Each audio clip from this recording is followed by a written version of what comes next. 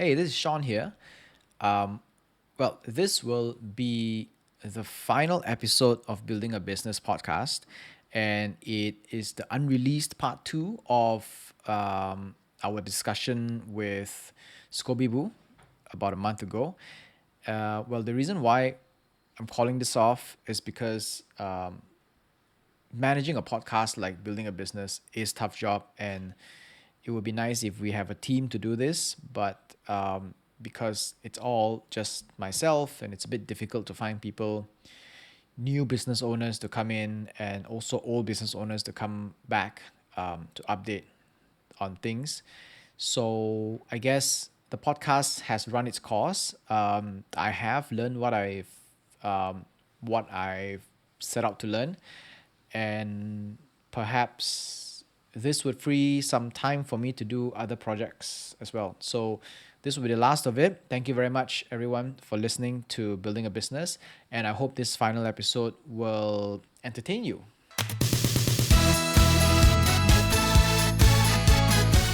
I I understand and I agree with both your perspectives, but I also agree with Wan Cheng's perspective, because when there are too many people in the game, when the market is in there, it's good already, right? It's so difficult to penetrate, and you will just become like an egg. An egg is an egg is an egg. It's so difficult to brand an egg unless you spend most of the money on branding, like creating all these variations of omegas that don't exist and put it in there and tell people that these things are good, and then get them to buy something that is so generic and say that it's very branded. So I think both sides has its issues as well. Yeah. But Wan Cheng, what do you wish to know before coming into this business? Maybe we direct that to Jen Young first. No, can.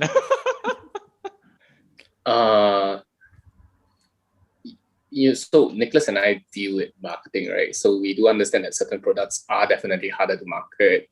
Yeah.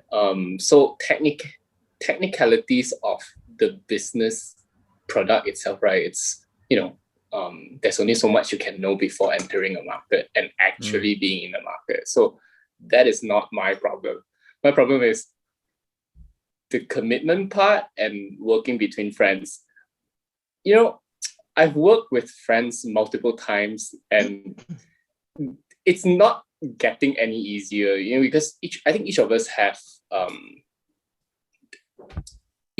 this like different way on how we want to brand the product, how we want to sell the product, how we want to which platform to use to market it first, how long it takes, what's our expectation within the end of the year. Maybe some of us have a cutoff at year end. Maybe some of us, are looking in 3 to 5 years time. It's like something like an investment. Like there's a different holding period. Like it applies here. So to me, it's more interpersonal. Like these issues, I wish I had because both three of us are really good friends. So I thought it would be easier, but apparently it's not. But it's getting easier. Yeah. A lot of communications because I do believe that you cannot really separate if let's say we are working together as friends, right? You cannot really separate the feelings you feel at work and the feelings you feel outside of work, no matter, it always intertwines a little bit. Yeah. So as much as I like to say like I can separate it, but there are times where it just leaks, and then let's say I have an argument with Nicholas, let's say, and I said, I don't want to see stupid face for like a week, that kind. Yeah, for me it's all these issues that I wish I was a bit more realistic about it, and entering this I was like all like, woo, we're gonna do this, 3 good friends, but there's struggles. Yeah. I hear you. Yeah. I think with both of them gone, my friends are gonna get down to 10 only, like less than 10, I think.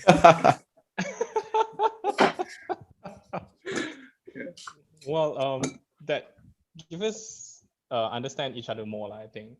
Yeah, we do. You know, from a different perspective. You know, if you're a friend, then you would know how would you think when you are committed to a business, you know, that is on a whole different, you know, page of view, Mm-hmm. you know. Yeah. Yeah, like some friends, they know friends, they just you know, be friends forever. When they go into, you know, a business partner that is a, you know, a different approach and different way of handling stuff and different thinking also. So yeah, there are a lot of things that we need to balance, I think. Yeah. When it comes to this, yeah. Agree. Yeah. Agree. What about Wan Ching? What about Wan Ching? What did you want to know before we started this? Yeah. What you wish you had known before you started this? Yeah. What I wish I would have known is How much argument he's gonna get with me? no, actually, honestly speaking, I came on this with an open mind. Mhm. You know, it was just, you know, In the spur of the moment. exactly, it was in the spur of the moment. We came together, and I think for me, we're still sort of on the journey of discovery, and I have had the idea that it's going to be a marathon, like what Sean has said at the beginning. So I don't think there's a lot of things I would wish, you know, I could be projecting a lot of datas and analyzing the market and things like that. But honestly, I think it's part of the process as we go along. And we kind of pick up. We have been picking up a lot of things as we go. As far as we've come, it has all been really just been really eye-opening for me in terms of what relationship, in terms of the market, in terms of the marketing, in terms of social digital marketing. Yeah. Okay. Wow. Technically, I went around saying. Yeah, I was wondering, like, so what did you wish? Did you ask?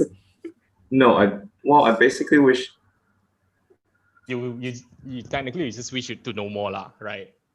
Yeah, to know more of everything, but then you know, it's fine. Like we came onto this journey. Yeah. Okay. Okay. Is that answering it? Yeah. It is. It is. There is no right or wrong answer. There are people who maybe reach a point and say that, oh shit, if I would have known this, I would have done it differently. If I would have known that, I would have done it differently.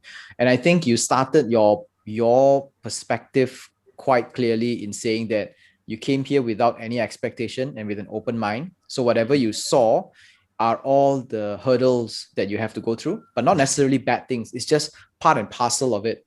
And without that expectation and with that open mind, so you see it and you act on it. You see it and you act on it, rather than a lot of reflection going on your end. Yeah. So yes, well, it's a good sharing session, heart to heart thing. It's a lot of heart to heart going on with these guys. So yeah, we are very romantic people. Sentimental people. Okay, so before we close on the first question, does anybody want to add something? No, I'm good. Okay. So the next one. If you were to start this business again, what resources you wish you had, and how would you allocate that resource or resources? Money. I wanted to say the same thing, you know. No, time is the most important. Okay, so let's talk money first. How much? Nicholas, you say roughly? first, so you go ahead. Yeah. I'm just gonna, you know, listen. I wish to have more money to, you know, run a more experimental on the product, or you know, to invest in the product, like to know more about the product. You know, one of the very good example I think we have mentioned before is that to bring the product for a lab test, but we couldn't afford it. Okay. You know, like one product one product, you need to spend like what, 1,500 ringgit for one report. So we have like 4 now, and then for me it's that if we have more money, then we can do that better, and maybe we can sell our product better also. And, when you get all the facts done, right? When you have all the facts, with you, then you can tell people, what is it about, more confident, like, what are we selling and what is it about, and it is easier to educate people as well. Since people don't know about it, so if we have all these facts, right, then we can tell them, what is it about. It is proven. It's healthy, so you won't die. So I wish, like, from my perspective, we should have more money on it, and also. But we're still working towards that milestone, and I think that's a very important one for us. Because initially, also we had a lengthy discussion on this. Lengthy discussion indeed. It is. It was. Yeah. But we're working towards it, so it's almost there. Yeah. Money does help, lah, obviously. I also would mention, like, resources, not just in terms of money, but in our knowledge as well. Like,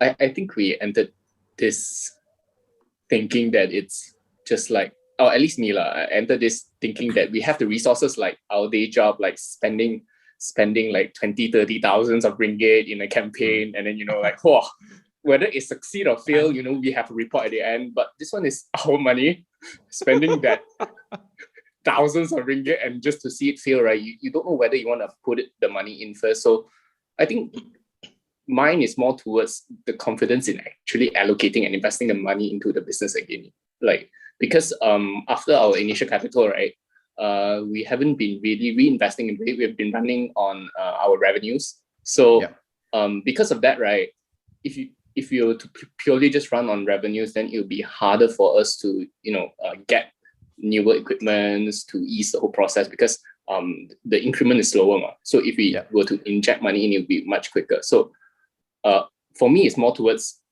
our confidence in actually injecting money into it and committing more into the business. Okay. So I want to address the elephant in the room now after you say this. The first question is that was it kind of something that you guys said that you guys will be continuously re-injecting funds on a regular basis into the company to see it grow? Or it has never crossed your mind and you have reached a point now that you want it, but there is hesitance in... For me, right, I always wanted more money from these people because it helps do things much easier. But I also know them on a personal level, so I myself am not really confident in it. So when I were to put my money in it, I'm assuming that it's going to be burnt.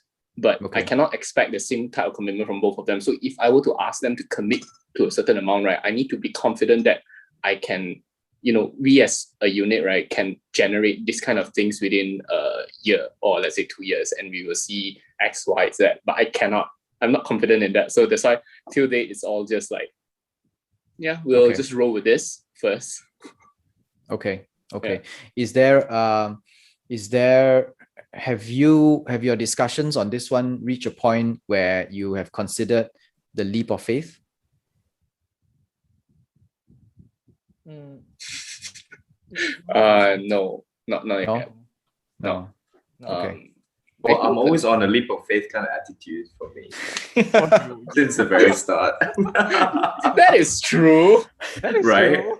Yeah. In fact, Wan Ching's the one that just leads here. And say, let's do it. Yeah.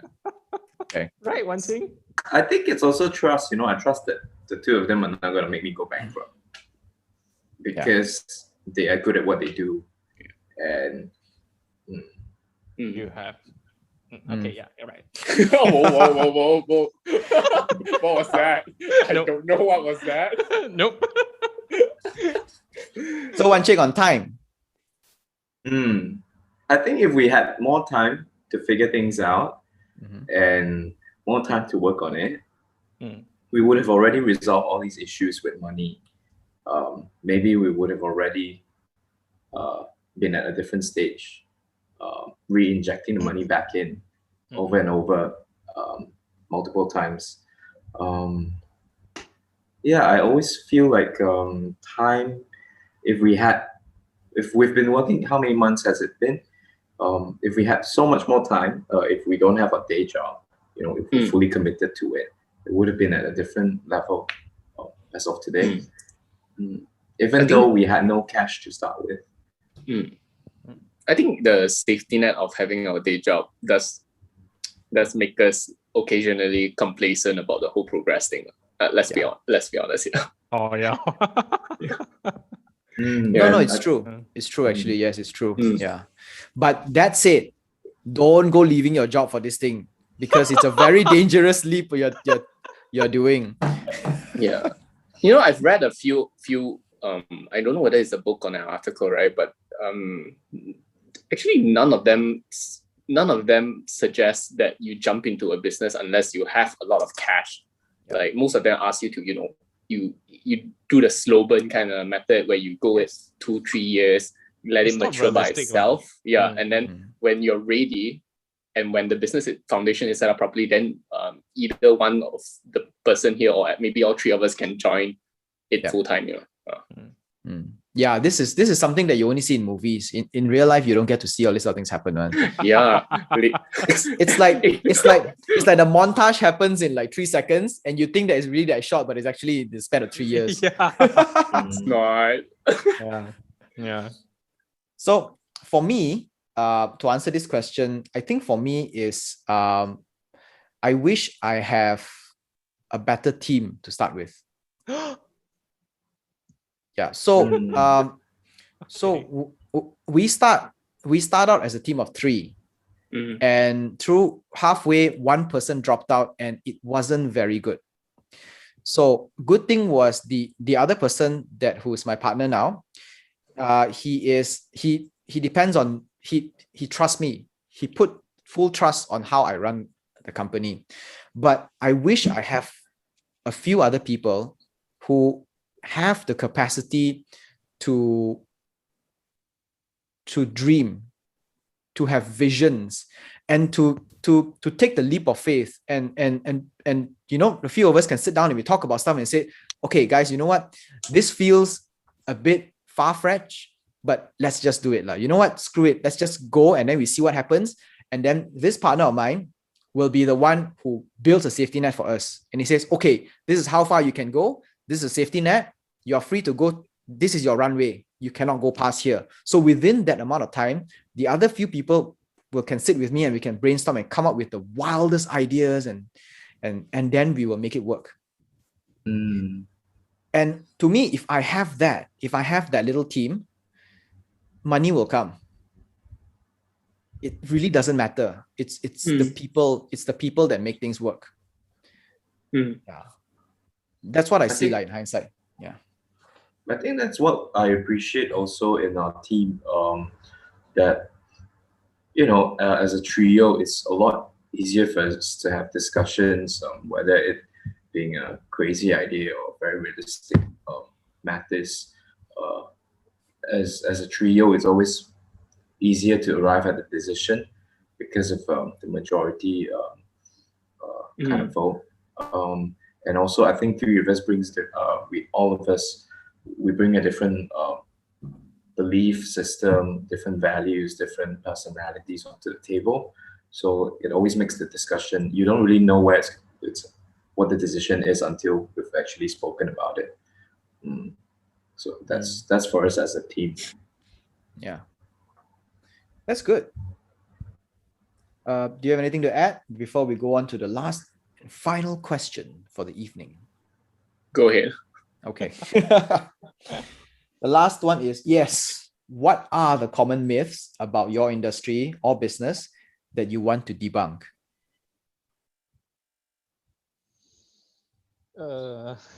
Common myth. Like, for example, kombucha can kill you. Well, I guess the main one I would say, the one that always is out there is Kombucha Is Healthy. To be honest, kombucha can be healthy, but they also don't taste very delicious. But I think the health thing always sells because of the fermentation process. I think the whole fermentation process does.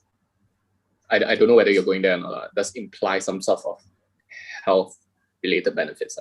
Probiotics part of it, right? Yeah.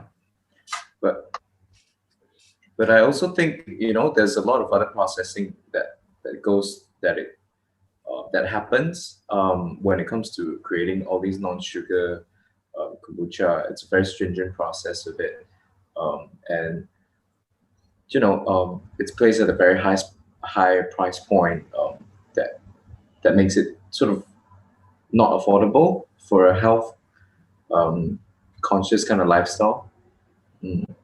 I think if it were to be branded as a typical normal drink, maybe it wouldn't have that price point that it is at now, and then maybe it would have helped us to be able to penetrate the market a lot easier. So okay, this is interesting because I feel that what you're saying now is the reason why the price point of the kombucha, all the kombucha in the market is because of the perception of its health, not because of the actual cost of the product. Uh-oh. To add on to his thought, right? There are also a few costing method and pricing method. Is that me? Sorry, can you hear us? Can you hear me? No, I think he's disconnected. I can see, both of you guys, but Wan Ching, you're back. Can you hear us? You're not muted. I can see him move though. Yeah, he's moving. Yeah. Maybe we tell him to reconnect again.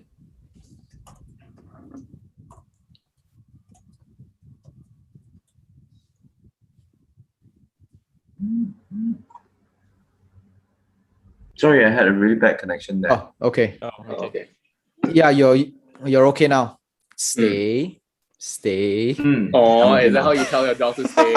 Wait. Okay. Yeah. Wait, I think maybe I'll reconnect. Yeah, go reconnect. Yeah, you reconnect. Yeah, Jenya. Oh. You were. Am I supposed to continue? Yeah, you were saying something about carrying the conversation forward from Wan Ching about pricing. Do we need to wait for him? I guess it's fine lah. Okay. We can wait for him if you want. Yeah, we can wait for him lah. Wait for him. So when you cut, it's easier. So. Yeah, can. No problem. No problem. Jiang, what was Wan Ching trying to say just now? What was the point? Don't know. Hey, 講真嘅, right? Every time he talks, don't cut this in, really piece everything together, because from the start to the end, right? I feel like he's talking about different things, I don't think. Is he? I don't know, It's like he was talking about health. Then after that, he was talking about not as healthy as it seems. And after that, he comes in at price point and the gap between. So, okay, I understand the health and not as healthy as it seems. Like for example, yogurt is branded as a very healthy product. Yeah, but in fact it's not. It's full of sugar. Actually, in fact, it has more sugar than Coca-Cola. Yeah, the day I saw this yogurt that my company gave, right, and I'm like, oh, I have 24 biji.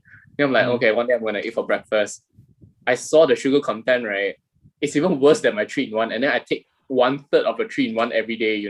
It's like, holy shit, I'm not eating this yogurt anymore. Exactly. So I think from that perspective, he's right. The myth of all kombucha being made equal and it has to be healthy. So that is okay. So that's why I wanted to ask him about the costing, because he went on to say, I didn't know where the price point came in. Yeah. So, but it's right or not? Like the cost of the product, did you price the product according to the branding? To your competitors, or is price to your cost?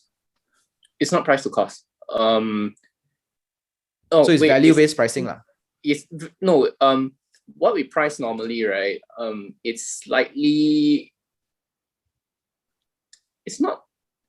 I don't know how much margin technically each other kombucha brands earn, but this margin that we are pricing, right, it's around an F&B margin, which is 40%, 40 plus percent.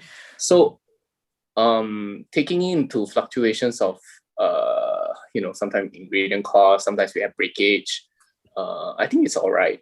It definitely can be priced much lower, but then because we are producing in a small amount, right, we also need to make sure that the margin that we're taking in is actually feasible for us to brew. And so let's say we have a max cap of 60 bottles, we cannot be pricing it at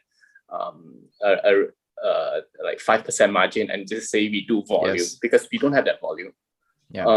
But yeah, so I'm factoring also how much we can produce when we are pricing, and how low we can go during each sale, so that we are more flexible in doing price alteration during any promo period. Okay. All right, so let's pick up where we left off. Wan Ching was saying, talking about two things.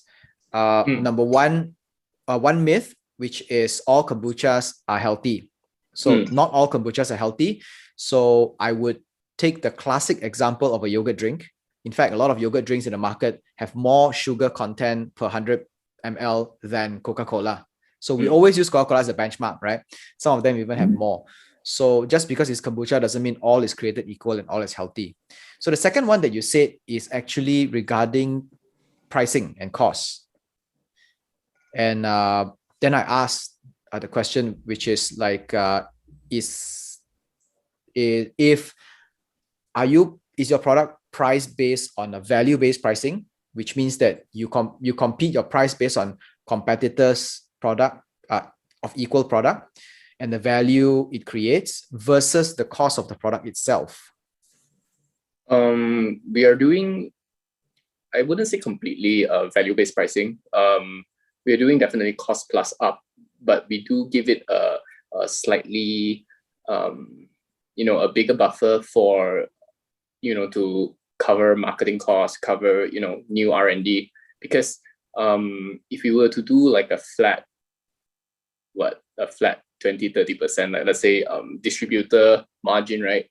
We couldn't cover marketing, R&D, any form of other activities. In that sense, it doesn't make sense for us to price it at a distributor cost, a distributor margin, sorry. Yeah. Okay. We also are looking at competitors' pricing, so to see what's the average price of any kombucha, and lo and behold, that price is also the most comfortable for us in terms of margin. Yeah, in terms of margin, there's nothing to add. Yeah, in terms of margin. Yeah. Okay.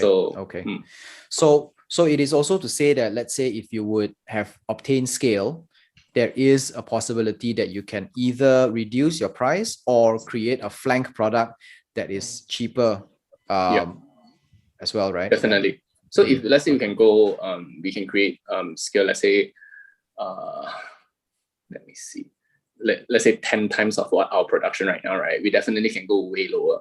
Because in that sense, right, our max capacity wouldn't be, let's say, 60 to 100 bottles that we produce every month. It would be 1,000 bottles. In that sense, if we go by volume, the amount of marketing, the amount of marketing expenses we can take from that 1,000 is, it's that amount. So yeah. Yeah, that's true. That's true. Yeah. But also, I think the price for kombucha, right? Why they price it that way is that also the effort of brewing that thing. Yes. I agree with this one. Brewing kombucha is not easy, you it's not like you make instant coffee. You take a scoop of coffee and you put it in hot water and then you got your kombucha. The process of the process of brewing the tea is easy, but you have to wait for like for X amount of time with until it is fully fermented and it is pleasant to drink. That process is worth the money, I think. Okay. So imagine like you waited for our product we ferment for about 10 to 14 days. That one jar we ferment for 10 to 14 days, and we can only produce like what, 9 bottles, 10 bottles? 9 to 10 bottles a jar. 9 to 10 bottles. So do you think that effort worth money or not? Imagine like after 14 days of wait, right? That jar, something went wrong. And we cannot produce. So and that whole thing has to go to the bin, and then we have to wait 14 days to see whether the product is good or not. I think coming back to my point also about the health and the price point, maybe I can take the example of what Nicholas has just said. If we were to brand kombucha more as a fermented product like kimchi, when you think of kimchi, you don't think of health in the first place. You think of how delicious it is. You think of how it's part of the culture of Korean people, and that the fermentation takes time. You understand the whole process of it. But for kombucha, it's always about this premium health drink that may feel a bit too far-fetched. That it's unnecessary. It's not part of the essential. It's not the daily requirements. Kind of myth and image to a kombucha drink, I think. So you're saying that if you're able to position kombucha as similar to the kimchi, then it becomes a bit more of an essential compared to what it is now as I guess, an optional thing or a nice to have instead of a must have. But I would like to say that kimchi is actually quite optional. Well, here it is. Here it is quite optional. But in Korea, it's a cultural thing. Yeah. Do we know culturally kombucha is from which part of the world? No. You're gonna cut this part out, right? No, it's nice to have. It's nice to know this or not know this at least. Because I don't know. They say the first kombucha was produced like what, few thousand in China. years ago, and then China. Okay. And then, because we were all doing research on how to copyright the whole thing, and then it's like, China. I think it was Asian first. It was called Hongjun Cha, which is 有做功课。 Yeah, it has been traditionally consumed because of its health benefits and flavor. Because it's sort of like tea but enhanced flavor. Okay. Do we have any more myths that we want to debunk? Because we only have 4 minutes left on our clock, and I think we are taking this quite long because no, we're good. No more myths that you want to debunk on your industry. People ask whether it is an alcoholic drink or not. Is it an alcoholic drink? Would you consider like 0 point something percentage of alcohol strain as an alcoholic drink? Actually, in accounting, there's this theory. I'm gonna get fucked by accountants, but when a certain thing is too small, but it exists but if it's too small, we normally don't consider that as part of the whole financial papers. So those are put under like erroneous accounts or negligible numbers or something like that. But we live in a Muslim country, so it depends on this will determine whether or not you can obtain a halal certification. And I think that matters to this. Like Heineken released their 0.0 alcohol free drinks, but because it is brewed in the same factory using the same equipment, that may or may not, they cannot obtain a halal certification. Even also because of the branding as well, because it's Heineken. So it's the kind of, they like root beer can no longer be called root beer because it contains the word beer. And it's now RB now. So it's because of, there's a lot of perception that is that can mislead people as well. So I guess that matters as well. Yeah. Yep. Yeah. So if you have enough resources, again, we can find out, like, why the brand in the market, right, they can gain halal status. Kombucha, the giants are in the market. So the same method, the same kombucha they use also, when during the fermentation process, it will produce alcohol as well, a strain of alcohol. But how they obtain the halal certification? So that is that is a myth, and something that we wish to find out also. Yeah, that's true. That's actually very true, because there are a lot of kombucha drinks all around, and they're in the halal side of the supermarkets. Yes, exactly. Yeah. So yeah, very interesting. All right, guys, I think that's all we have for today. Thank you very much. I think today's session is amazing. I love it. So much stuff going on. Yeah. So before we leave, can you tell the listeners where we can find out about you, your products, and how to buy from you? Django. I was like, are anyone gonna do it? No. We are Scoby Boo. You can find us on Instagram and Facebook at a.scobyboo, SCOBYBOO. Yeah, and then you can slide us a DM, and then we'll take the order from them. All right, awesome. Thank you very much for doing this. Okay, I'm going to do this very quickly. That's all for this week's episode of Building a Business Podcast. Building a Business Podcast is supported by Patreon patrons like you. From as low as $1 a month, you can help transform Building a Business Podcast into a source of inspiration and lessons for all entrepreneurs and small businesses all around the world.